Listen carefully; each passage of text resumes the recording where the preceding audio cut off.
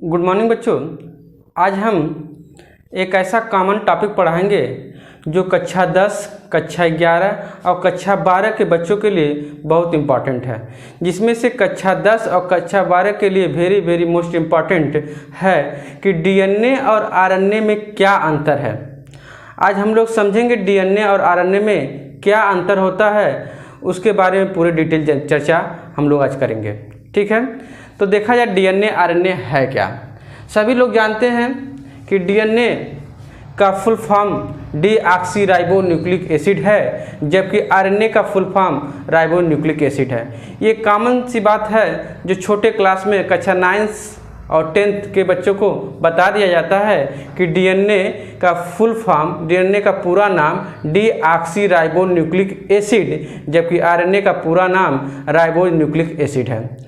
और ये भी सभी लोग जानते हैं डीएनए एक आनुवांशिक पदार्थ है जो माता पिता से कैरेक्टर संतानों में पहुंचाने का कार्य करता है। ठीक है, क्योंकि डीएनए जो होते हैं गुणसूत्र पर पाए जाते हैं, गुणसूत्र पर जीन पाए जाते हैं, और जीन क्या है, कैरेक्टर का ट्रांसफर करने का कारण होते हैं। ठीक है, आरएनए भी होता है, आरएनए लेकिन एक्सेप्शन में है। आरएनए बहुत कम केसेस में पाए जाते हैं जो जेनेटिक मटेरियल की तरह कार्य करते हैं। बाकी हर जगह आरएनए है जो कि उसका मेन काम क्या है, प्रोटीन का संश्लेषण कराना। ठीक है, कहीं कहीं केस में आता है डीएनए और आरएनए आनुवांशिक पदार्थ है कि नहीं, तो डीएनए 100% आनुवांशिक पदार्थ है, लेकिन आरएनए कुछ एक्सेप्शन में है जहां आरएनए आनुवांशिक पदार्थ की तरह कार्य करते हैं, लेकिन हर जगह 99% डीएनए ही आनुवांशिक पदार्थ की तरह कार्य करते हैं और आरएनए प्रोटीन संश्लेषण में मदद करते हैं। ठीक है, इतने बारे में सभी बेसिक नॉलेज था जो सभी बच्चे जानते हैं। आज हम लोग इसका अंतर देखते हैं। ठीक, जैसे कि पहला अंतर है डीएनए के केस में, डीएनए मुख्यतः केंद्रक में उपस्थित होता है। डीएनए जो होता है वह न्यूक्लियस में ही पाया जाता है, जबकि आरएनए जो है कहाँ पाया जा रहा है, साइटोप्लाज्म या कोशिका द्रव्य में पाया जा रहा है। देखिए कैसे ऐसे होता है। ये क्या है, न्यूक्लियस है। इस न्यूक्लियस के अंदर यहाँ थ्रेड लाइक स्ट्रक्चर कंडेंस रूप में उलझे हुए संरचना में दिखाई देते हैं, जिसे हम कहते हैं क्रोमेटिन मटेरियल। ठीक है, जेनेटिक मटेरियल क्रोमेटिन मटेरियल के नाम से जानते हैं। इसी को हम आगे क्या करें, मतलब कि जो थ्रेड उलझा हुआ है इसको सुलझा दें, एक सीधी लाइन कर दें, तो हमें एक डीएनए इसमें दिखलाई देगा। ठीक है, जो आगे डिवीजन के दौरान दिखलाई देता है। ये इंटरफेज की अवस्था में ये जो डीएनए है क्या है, एक थ्रेड लाइक स्ट्रक्चर के रूप में दिखाई देते हैं, उलझे हुए हैं, इसलिए इनको हम कहते हैं क्रोमेटिन मटेरियल। ठीक है, ये मुख्यतः कहाँ, केंद्रक में है, चाहे प्लांट सेल हो चाहे एनिमल सेल हो। एनिमल सेल या प्लांट सेल दोनों के केस में डीएनए कहाँ पाया जाएगा, यहाँ न्यूक्लियस में, न्यूक्लियस अर्थात केंद्रक के अंदर पाया जाता है डीएनए, जबकि इनके केस में आरएनए मुख्यतः इस केंद्रक से बाहर, इधर बाहर लिक्विड पदार्थ पाई जाती है जिसे हम कहते हैं साइटोप्लाज्म, और इनकी बाउंड्री वॉल है ये, जिसे हम कहते हैं सेल वॉल। ठीक, तो इस सेल वॉल और ये न्यूक्लियस के बीच में जो साइटोप्लाज्म है, केंद्रक कोशिका द्रव्य है, इनके अंतर्गत क्या पाया जाता है, आरएनए।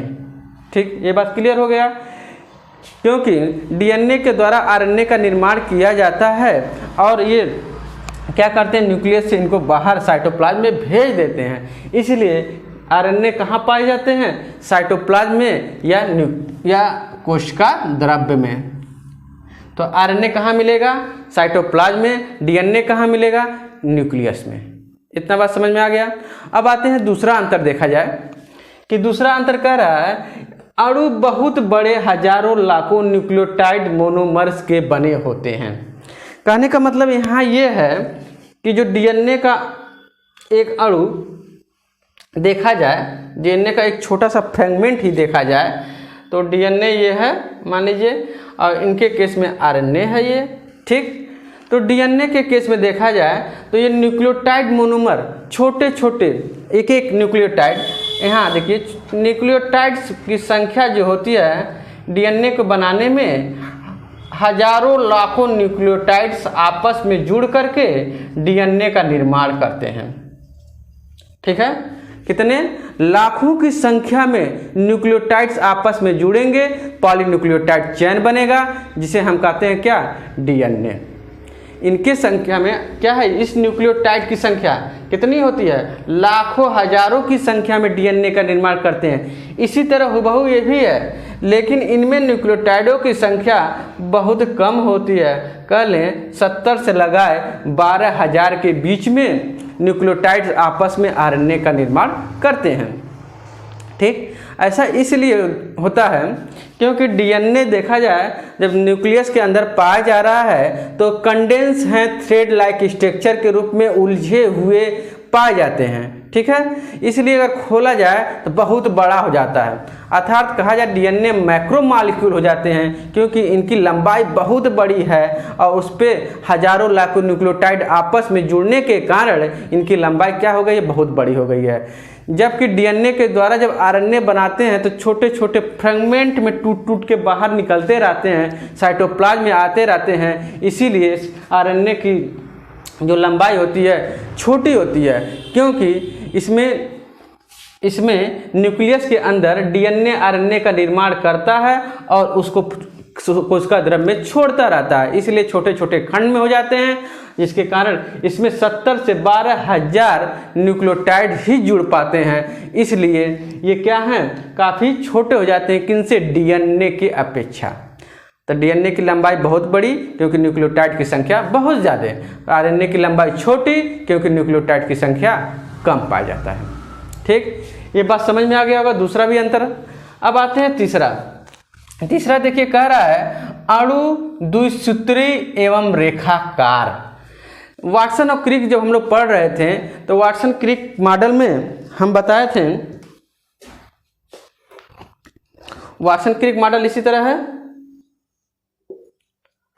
ठीक, वाटसन क्रिक मॉडल में कह रहा द्विसूत्री, अर्थात ये क्या होते हैं, द्विसूत्री एक और ये दे, ठीक है, दो सूत्री, दो पॉलीन्यूक्लियोटाइड चेन, दो स्ट्रैंड के बने होते हैं कौन, डीएनए, और एक रेखाकार में, देखिए एक लाइन में है बना हुआ इस तरह से, अर्थात एक रेखाकार में दो सूत्री, दो पॉलीन्यूक्लियोटाइड चेन आपस में मिलते हैं तो डीएनए का निर्माण किया जाता है। कहने का मतलब यहाँ है एक डीएनए लीनियर में या रेखाकार में पाई जाती है, कभी कभी यही डीएनए आपस में जुड़ जाते हैं, दोनों का एंड जुड़ने के कारण वृत्ताकार हो जाता है। जैसे मान लीजिए ये डीएनए का है, ये खुले हुए हैं, ये डीएनए, ये कभी कभी आपस में आकर के इस तरह से ज्वाइंट कर जाते हैं, ज्वाइंट करने के कारण ये परंतु वृत्ताकार भी हो जाते हैं। दोनों परस्पर क्या होते हैं, दोनों जो छोर होते हैं 3 5 5 to 3 ये छोर आपस में क्या होते हैं, आपस में जुड़ जाते हैं, जिनके जुड़ने के कारण एक वृत्ताकार संरचना बनती है। इसलिए कभी कभी डीएनए कैसा होता है, वृत्ताकार होता है, लेकिन द्विकुंडली के रूप में कुंडलित आकृति के रूप में कार्य करते हैं। कहने का मतलब ये है कि ये द्विकुंडली होने के साथ, पॉलीन्यूक्लियोटाइड चेन के साथ या यहाँ वृत्ताकार होने के साथ होने में इन दोनों में कार्यों में कोई अंतर नहीं आता, भले ही आकृति दिख रहा है अलग, क्योंकि दोनों, हाँ भले ही आकृति अलग दिख रहा है लेकिन कार्यों में मुख्यतः क्या होते हैं, समान होते हैं। ये भले ही क्या है, राउंड कर गए हैं, ये रेखाकार के आकार में दिखाई दे रहे हैं, लेकिन दोनों का कार्य एक ही है। ठीक है, ये बात समझ में आया होगा। इसमें देखा जाए अणु एक सूत्री एवं रेखाकार, ये जो आरएनए होते हैं सिंगल स्ट्रैंड के होते हैं और लीनियर होते हैं, अर्थात एक रेखाकार की आकृति में दिखाई देते हैं, लेकिन ये लीनियर करने के बाद जगह जगह पर इनके कार्यों में विभेदीकरण कर दिया गया है। अर्थात कर लें कि ये 3 तरह से कार्य करते हैं। कौन, आरएनए एक सिंगल लीनियर लाइन जो सिंगल स्ट्रैंड का बना होता है, लेकिन कार्यों में क्या होते हैं, अलग अलग होते हैं। एक ही आरएनए, एक ही लाइन क्या है, 3 अलग अलग तरह से कार्य करते हैं, जबकि डीएनए में 2 अलग अलग आकृति होने के बाद भी ये कार्यों में समान होते हैं, जो ये कार्य ये करेगा वही कार्य ये भी करता है, ठीक। लेकिन इनके केस में एक होने के बाद भी 3 तरह से ये कार्य करते हैं, ठीक है। जैसे RRNA, tRNA, ठीक है। इसी तरह 3 तरह के इनके कार्य हैं, इसलिए इनको 3 कार्यों में विभेदित कर दिया गया है, ठीक। अगला अंतर हमारा है कि यह प्रोटीन निर्माण के लिए आदेश देते हैं, ठीक है। प्रोटीन निर्माण अर्थात प्रोटीन संश्लेषण करने के लिए DNA क्या है, आदेश देते हैं। प्रोटीन का संश्लेषण कैसे होता है? जब DNA ट्रांसक्रिप्शन का प्रोसेस करता है तो ट्रांसक्रिप्शन के प्रोसेस के दौरान DNA mRNA का निर्माण करते हैं। mRNA ट्रांसलेशन की प्रक्रिया संपन्न करता है और प्रोटीन का निर्माण करता है, पहले पॉलीपेप्टाइड चेन का निर्माण करता है, ठीक। कौन करता है? DNA प्रोटीन निर्माण के लिए आदेश दे देता है, किसको? RNA, क्योंकि देखिए DNA के द्वारा ट्रांसक्रिप्शन की प्रक्रिया होने पे mRNA बन गया, तो ही RNA क्या है, अब DNA आदेश दिया कि तुम जाओ और प्रोटीन का निर्माण करो, तो RNA क्या करता है, प्रोटीन संश्लेषण में भाग लेता है। अर्थात DNA के आदेशा के अनुसार RNA क्या करेगा, RNA प्रोटीन संश्लेषण करेगा। देखिए इसमें क्या कहा गया है कि ये आदेश के अनुसार, किसके आदेश के अनुसार? DNA के आदेश के अनुसार RNA जो है प्रोटीन का निर्माण करने लगते हैं, ठीक है। ये बात क्लियर। अगला है DNA से RNA बनता है। अभी बताए हम कि DNA से ट्रांसक्रिप्शन के दौरान RNA का निर्माण किया जाता है, तो इसलिए DNA से RNA तो बनेगा लेकिन RNA से DNA नहीं बनता। समानतः क्या है, RNA से DNA नहीं बनता, अर्थात RNA DNA का फॉर्मेशन नहीं करता, जबकि DNA RNA का फॉर्मेशन कर देता है, ठीक। अगला मेरा अंतर है कि DNA आनुवांशिक पदार्थ है और कोशिकाओं में होने वाले समस्त क्रियाओं को नियंत्रण करता है, बहुत इंपॉर्टेंट है। जैसे मान लीजिए ये क्या है, न्यूक्लियस है, न्यूक्लियस के अंदर क्रोमैटिन मटेरियल, न्यूक्लियोलस, न्यूक्लियोप्लाज्मा, और ये बाहर की तरफ क्या है, न्यूक्लियर मेम्ब्रेन, ठीक। और यहाँ पर आइए, यहाँ आप देखा सेल वॉल, और सेल वॉल के अंदर पाए जाते हैं यहाँ साइटोप्लाज्म, कोशिका द्रव्य, ठीक। कहा जा रहा है DNA आनुवांशिक पदार्थ है। DNA आनुवांशिक पदार्थ इसलिए होता है क्योंकि कैरेक्टर एक पीढ़ी से दूसरे पीढ़ी में पहुंचाता है। माता पिता का कैरेक्टर जो होता है अपने संतानों, माता पिता कैरेक्टर संतानों में पहुंचाने का कार्य करता है, कौन? DNA। इसीलिए DNA क्या है, एक आनुवांशिक पदार्थ है, और यह DNA जो है क्या करेगा, जितने ऑर्गन्स पाए जाते हैं, चाहे एनिमल सेल हुआ चाहे प्लांट सेल हुआ, दोनों के केस में सारे ऑर्गेनेल्स को क्या करते हैं, नियंत्रण करते हैं, ये अपने बस में रखे रहते हैं। उन्हीं के आदेश के अनुसार सारे ऑर्गन्स क्या करते हैं, कार्य करते हैं। इसलिए कहा गया है कि कोशिका में होने वाले समस्त क्रियाओं को नियंत्रण करते हैं। कैसे नियंत्रण करेंगे? क्योंकि कोशिका के अंदर पाए जाने वाले जितने भी अंग हैं, ऑर्गेनेल्स हैं, सभी को DNA अपने काबू में रखता है और अपने काबू के रखने के अनुसार ही उनसे कार्य कराता है। इसलिए कहा जाता है उन पर क्या किया गया है, नियंत्रण किया गया है, ठीक। कौन किया है? DNA। इनके केस में देखा जाए तो यह आनुवांशिक सूचना वाहक होते हैं, प्रोटीन के संश्लेषण में विशेष योगदान देते हैं।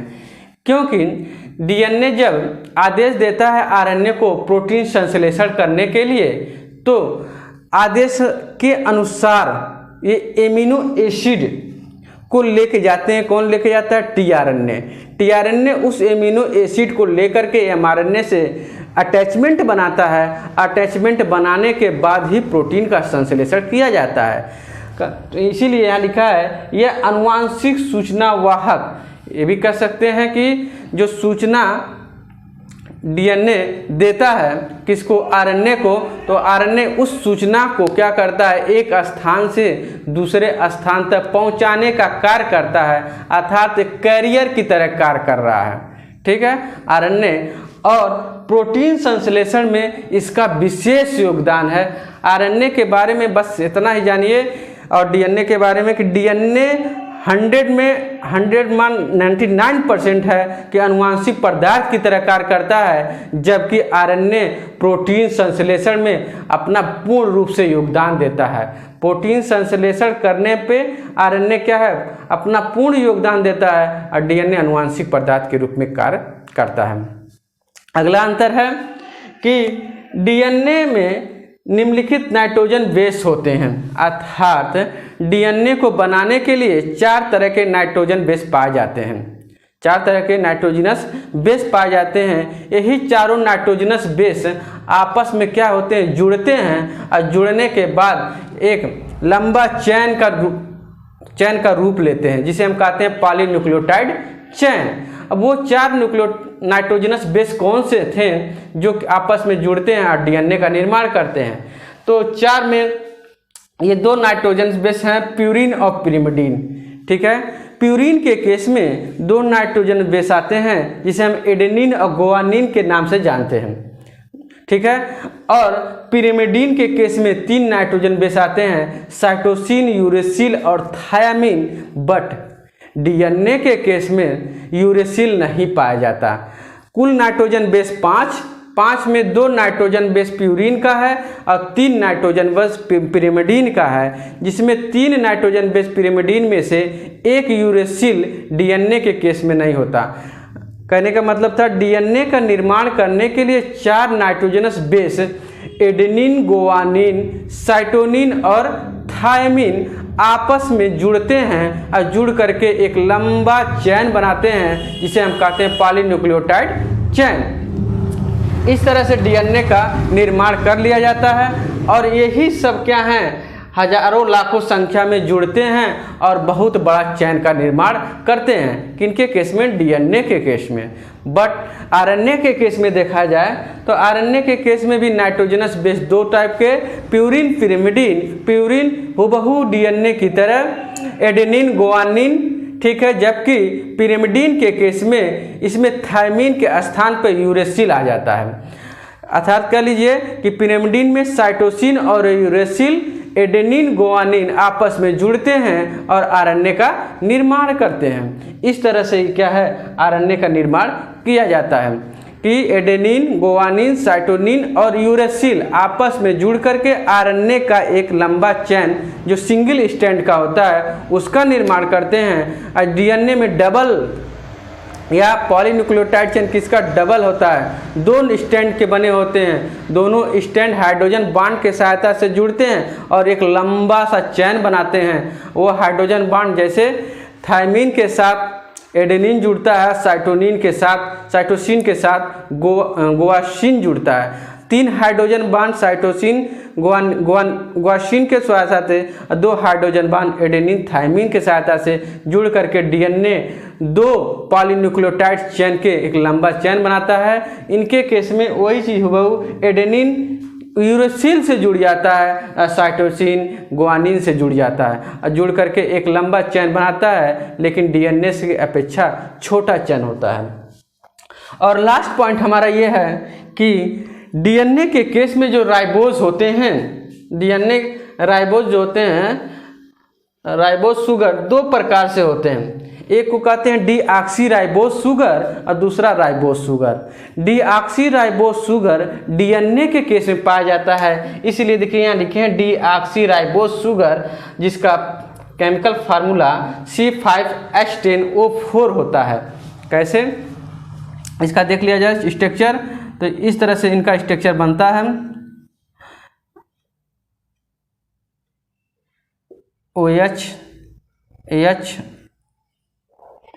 H H OH H CH3 OH।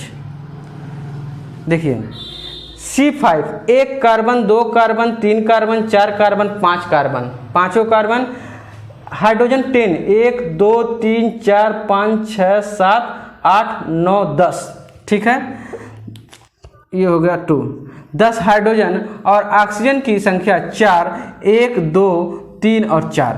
तो यहाँ पर एक देखिए, यहाँ ऑक्सीजन की कमी हो जाती है, इसलिए इसमें ऑक्सीजन को कहते हैं डीऑक्सी। डीऑक्सी का मतलब एक ऑक्सीजन की कमी हो जाना। तो यहाँ देखिए एक ऑक्सीजन की कमी है, इसलिए इसे कहा गया है डीऑक्सी राइबोज शुगर। और यह डीऑक्सी राइबोज शुगर इसमें आएंगे डीएनए के केस में। इनके केस में अगर राइबोज शुगर का फिगर देखा जाए तो इनका फिगर जो होता है ये है H OH OH H OH H CH2 OH। इनके केस में देखा जाए तो कार्बन की संख्या 5, तो 1 2 3 4 5।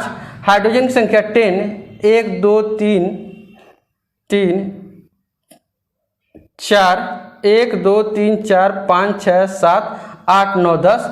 और ऑक्सीजन की संख्या 4, 1 2 3 और 4। तो इसमें एक ऑक्सीजन की बढ़ोतरी हो जाती है, इसलिए इसे कहते हैं राइबोज शुगर। डीएनए के केस में एक ऑक्सीजन की कमी होती है, इसलिए कहते हैं डीऑक्सी राइबोज शुगर।